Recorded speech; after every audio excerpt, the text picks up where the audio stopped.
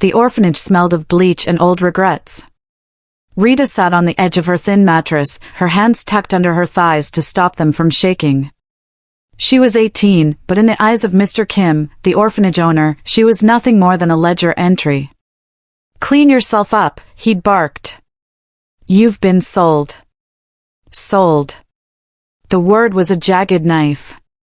She knew who Kim had been playing cards with, Elder Kong, the man whose name made the city's shadows crawl. When the door creaked open, Elder Kong stood there, his face twisted in a smug, cruel smile as he gestured toward the man standing beside him. It was Yin-gu. The name alone was enough to make the city stop breathing. At 39, he was the viper of the underworld, a man whose heart was whispered to have turned to stone 18 years ago. "The syndicate expects an heir, nephew," Kong said, his voice dripping with mock concern. "You've lived in shadows too long. No one dares marry a man with your reputation. So, I found a solution to your loneliness. A fresh start. A wife." Rita looked up, her breath catching. She saw Yin-gu's face, a mask of cold indifference. He looked at her not as a person, but as a burden he was forced to accept. "She is an orphan," Kong continued, pushing Rita forward. "She will be obedient. She will be grateful. And she will finally give you the domestic life you've been missing." Rita stumbled, her heart hammering against her ribs. She looked to Yin-gu for mercy, but his eyes were like frozen steel. Yin-gu stepped forward, his movements lethal and precise. He bowed slightly to his uncle, a picture of perfect, calculated respect. "If this is what the council demands, uncle, I accept." He turned his gaze to Rita. His face showed a flicker of fake concern, a performance so seamless it fooled everyone in the room. "She looks fragile. But I suppose she will do." He didn't look at the money. He didn't look at the greedy owner. He looked at Rita, and for a fleeting second, his gaze shifted, a shadow of haunting recognition that he immediately hid behind a wall of arrogance. "Come," Yin-gu commanded, his voice ice. "The car is waiting." Rita stood, her legs feeling like lead. She had been traded away like a broken accessory to a man who didn't want her, trapped in a game she didn't understand. As she followed the viper out into the rain, she had no idea that the monster who had just bought her was the only thing standing between her and a far darker fate. The penthouse was a fortress made of glass, marble, and cold, expensive silence.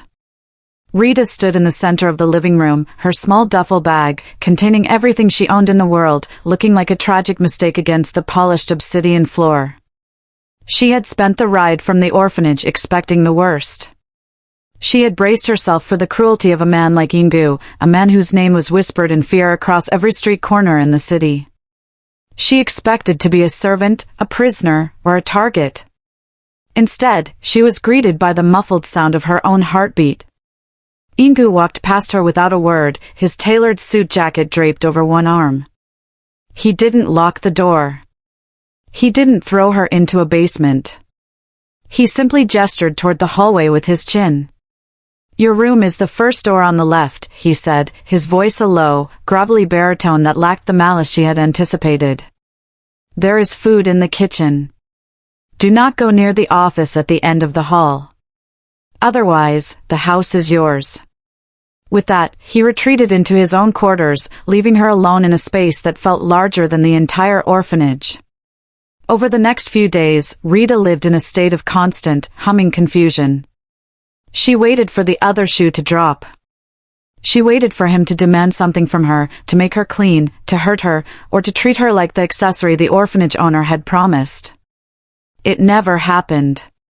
Instead, Yin-gu was a ghost in his own home.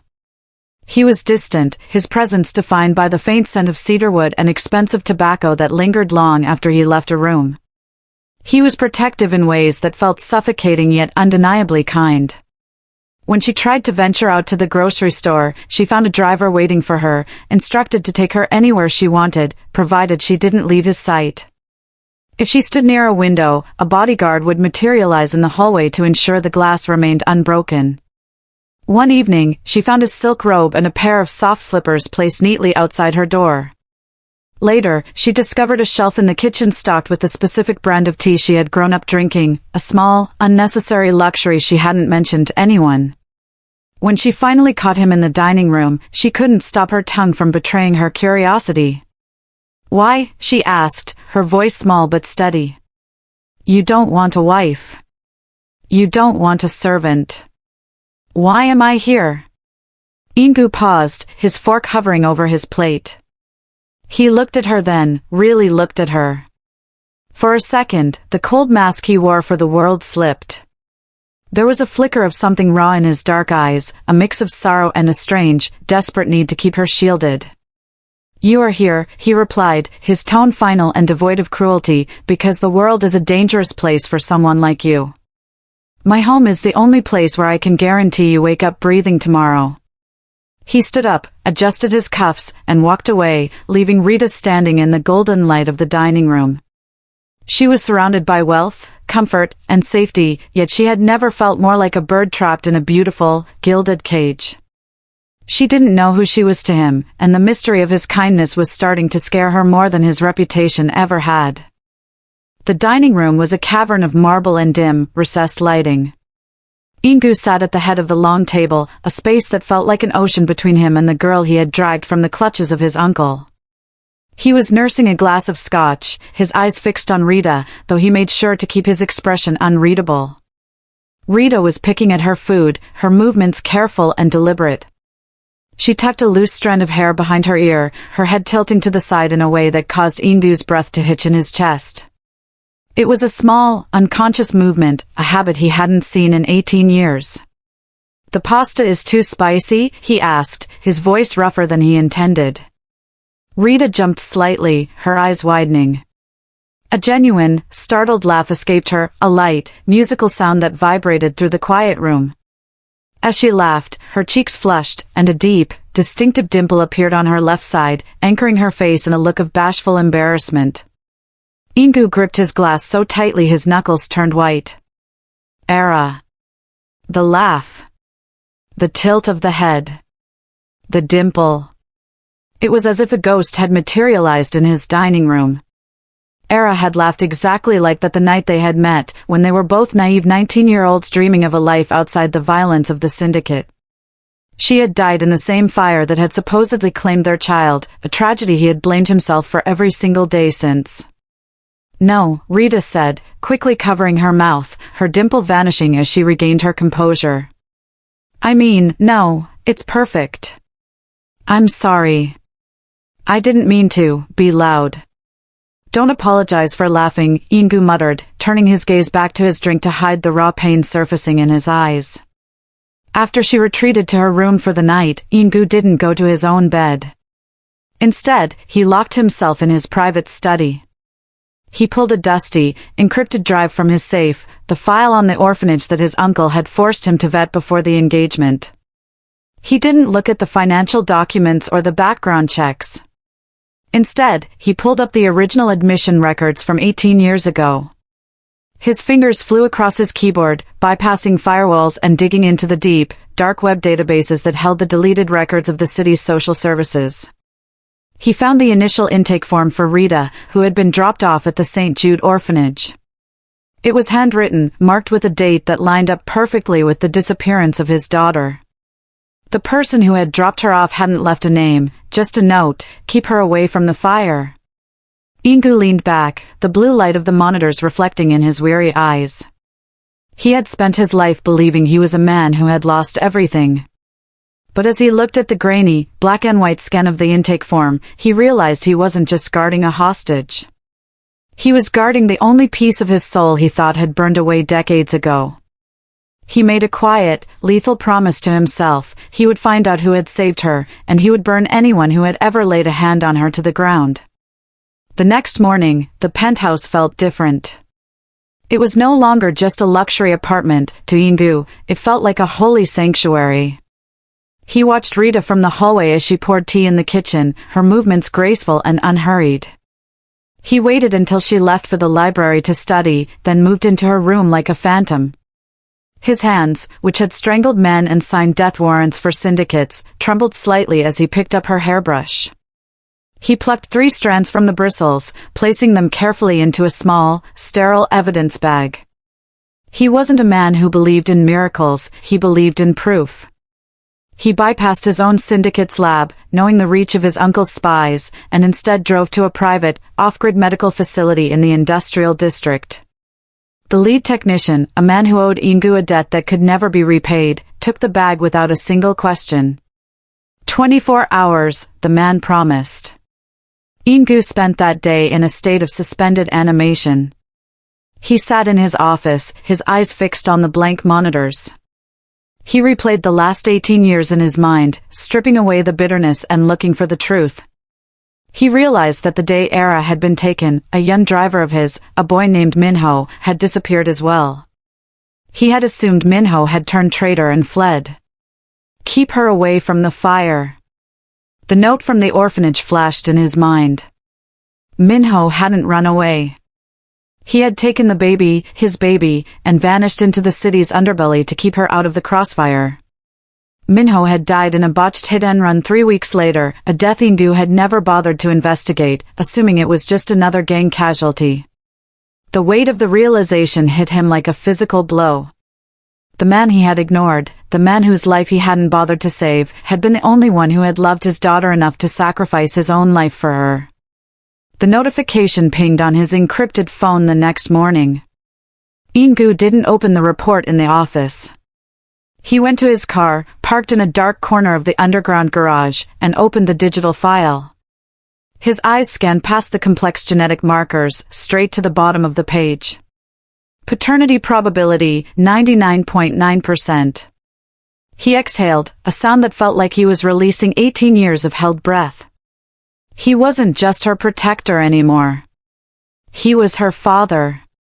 The terror of his uncle's game faded, replaced by a cold, sharpening clarity. His uncle hadn't just insulted him, he had tried to weaponize his own child against him. Yin-gu started the engine, his knuckles white against the steering wheel. The predator in him had been dormant for too long. Now, he had everything to lose, and everything to win. He wouldn't just tear his uncle's empire down, he would erase his uncle's very existence from the city. Yin-gu sat in the dark of his study, the glow of the computer monitor illuminating the grim lines on his face. He had spent hours digging through the digital archives he had seized from his uncle's secondary server. He had expected to find greed, perhaps money laundering or back-alley deals, but what he uncovered was something far more twisted. It was a systematic purge. For years, Elder Khan had been keeping a private ledger, not of business profits, but of blood. He had been quietly snatching the orphan children of low-ranking syndicate members, moving them through foster systems, and then bringing them into Yin-gu's orbit under the guise of charity or business debts. Each one was a setup waiting to happen. Kang's goal was chillingly simple, he would wait for the right moment, have the orphan disappear or die in Yin-gu's penthouse, and then leak forged evidence linking Yin-gu to the kidnapping, torture, and murder of these children. Yin-gu's heart hammered against his ribs as he clicked on a specific folder labeled Project Orphanage. There it was, the plan for Rita. The uncle hadn't just picked her for a debt, he had handpicked her because of her age, her isolation, and the fact that she was black, a detail he knew would cause a massive, explosive media sensation that the police would never overlook. He had drafted a fake confession of the Viper, a document filled with brutal, fabricated details that were designed to go viral the moment Rita was found dead in the penthouse. Yin-gu pushed away from the desk, his chair skidding back with a sharp scrape against the floor. He felt a wave of nausea, followed by a surge of pure, icy rage. All this time, the uncle had been playing a long game of chess, using the most vulnerable souls he could find as pawns to dismantle Yin-gu's life. He looked toward the hallway that led to Rita's bedroom. She was sleeping soundly, unaware that she was living in the center of a spiderweb. To his uncle, she was just a disposable asset. A sacrificial lamb meant to ensure Yin-gu spent the rest of his days behind bars, leaving the uncle free to take over the syndicate without any opposition. Yin-gu reached for his encrypted phone, his fingers hovering over the contact for his most trusted enforcer. The era of playing defense was over. He now had the map of his uncle's entire sadistic operation, and he wasn't going to just block the attack, he was going to disassemble the man who had been orchestrating his destruction for decades, piece by painful piece. The next 3 days were a masterclass in deception. To the outside world, Yin-gu was the crumbling boss, a man distracted by a teenage girl, his grip on the syndicate's logistics loosening. He allowed his uncle, Elder Kong, to believe his plan was hitting every milestone. He deliberately missed 2 board meetings, spent hours babysitting Rita in the penthouse, and acted irritable whenever the uncle's associates called him for business updates. Inside the penthouse, the atmosphere was thick with tension. Yin-gu was meticulous.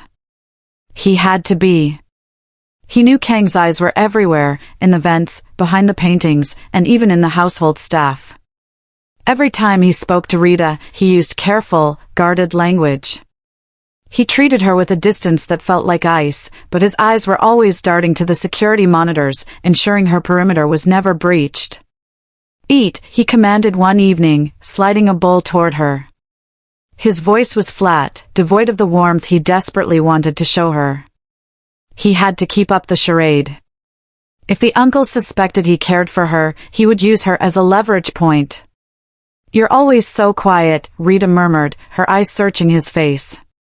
She had started to notice the strain, the way he would stand by the window at 3 a.m., staring out at the city as if he were waiting for a war to begin. Is it because of me? Are you unhappy because I'm here?" Yin-gu stopped. He wanted to reach out, to smooth the furrowed brow that reminded him so much of Era, but he checked the digital clock on the wall, the one he knew was bugged with a hidden microphone. "My happiness is not the concern, Rita," he said, his voice cold and clipped. "You are an obligation. Nothing more. Focus on your studies." The pain in her eyes was sharp, but it was necessary. The moment she left the room, his demeanor shifted. He pulled out a secure tablet, watching the digital footprint of his uncle's latest transaction. Kong was moving millions from the syndicate's primary accounts into a series of offshore shells, accounts the uncle thought were private and untraceable. Yin-gu watched the data stream with a predator's patience. He had already backdoored those accounts weeks ago. He was letting the uncle feed the trap, letting him load the gun that would eventually be pointed at his own head. Every dollar Kong moved was a tether tying him to his own destruction. Yin-gu wasn't just defending his empire, he was building a gilded, unbreakable cage. He had stripped the locks off his own doors and replaced them with ones only he could control. The dance was almost over, and the uncle was still waltzing toward the edge of the cliff, entirely unaware that the floor was about to vanish beneath his feet. The city's annual charity gala was the most high-profile event of the year, a sprawling affair held in a glass-domed conservatory filled with white lilies and the scent of expensive perfume. Yin-gu walked through the crowd with his hand firmly at the small of Rita's back. To the onlookers, he was the devoted, albeit stern, fiancé.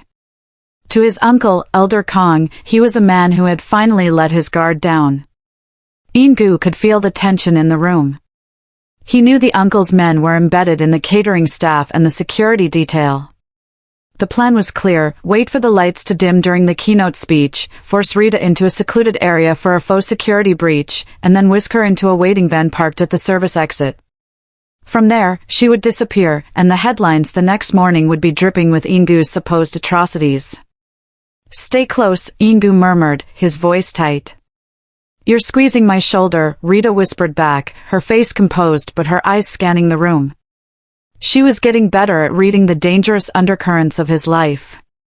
As the lights dimmed and the spotlight hit the stage, a sudden commotion erupted near the side entrance. 3 men in security uniforms moved toward them with tactical precision. Yin-gu didn't flinch.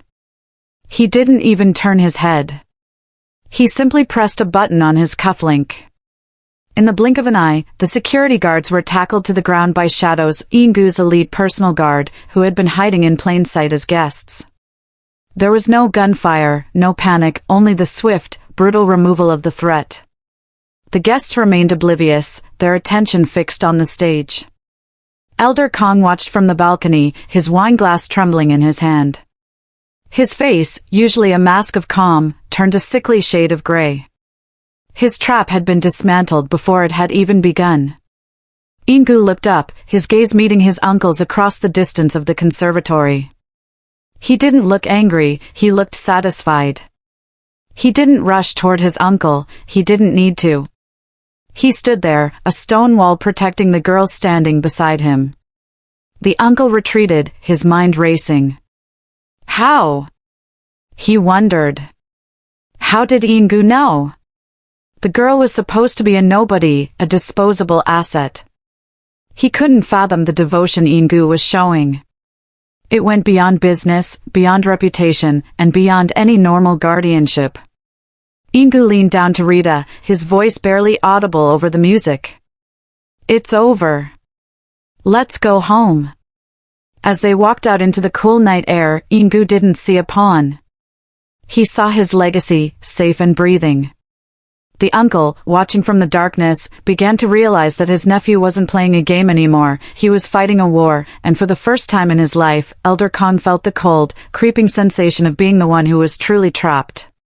The Maple Bridge was a skeleton of steel stretching over the dark, churning waters of the Han River. It was here, 18 years ago, that Yin-gu's world had been set on fire. The wind whipped violently, pulling at their coats, but neither man moved. Yin-gu stood with his hands in his pockets, his posture relaxed, while Elder Kong stood a few feet away, his chest heaving.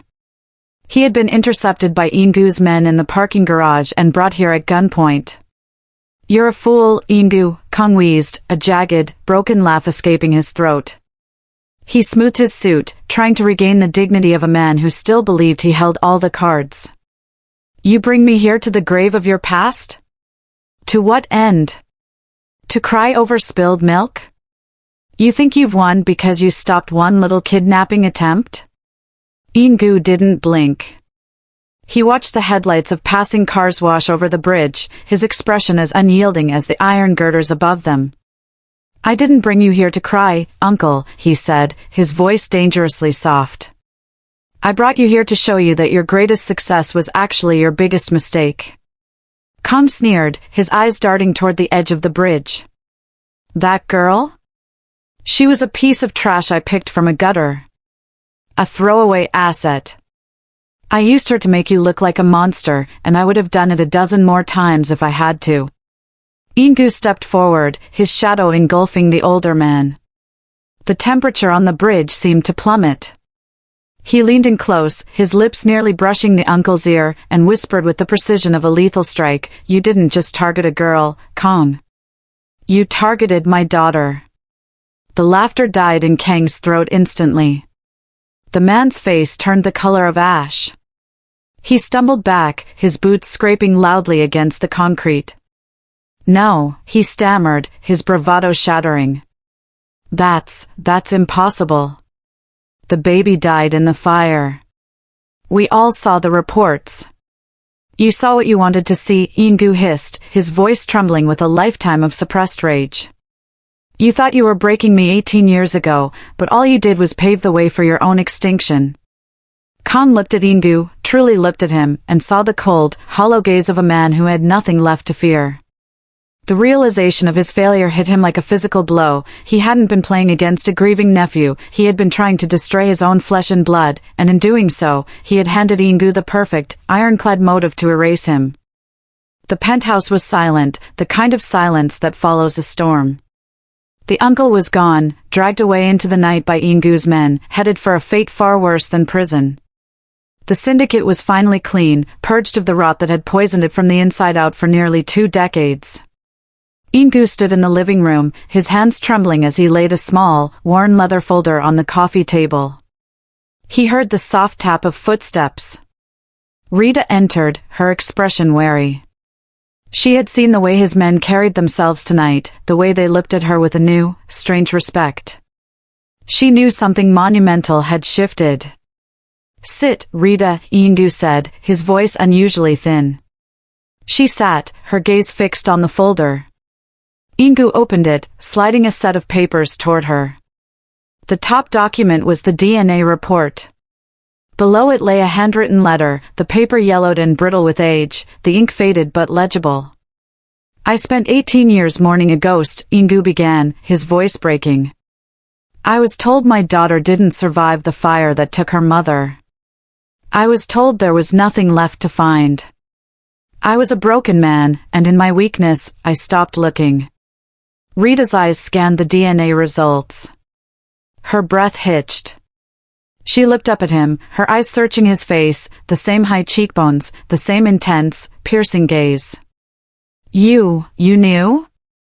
I suspected, he confessed, leaning forward, his elbows on his knees. I saw her in your laugh. I saw her in your dimple. And when the proof came, I realized that for 18 years, I have been living in a tomb, while you were out there, alone.